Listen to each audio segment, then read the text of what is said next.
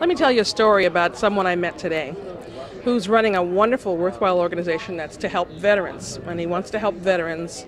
And he's got the volunteers. He's got the base of other veterans who are willing to take the young guys under their wings and point them out to other nonprofits who will provide services for them in terms of mental health. But he feels he needs to go out and do a lot of fundraising, and he's completely stuck. He doesn't know what to do. What does he need the money for? Well, to buy advertising. He feels he needs to develop commercials and buy advertising and do printed material and buy TV time. And what I said to him was, are you really sure that you need the money to do that? Have you thought about just putting something together real quick with your own camera on YouTube and putting it up and making it go viral? Have you looked at the low costs that are available? So I believe that as more groups are trained, I think people here are really hungry to know more about how they can use the technology that's available to them to reach out to donors, reach out to their target populations, recruit volunteers, etc.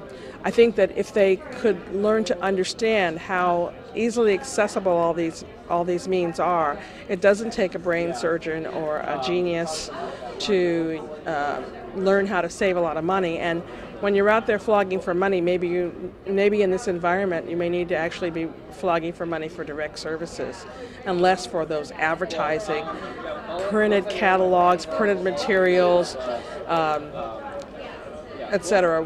Advertising ways of recruiting volunteers and finding people to be your client base and finding donors, and even the low cost of communicating. People were talking about newsletters and how you need to communicate with your donors and your boards.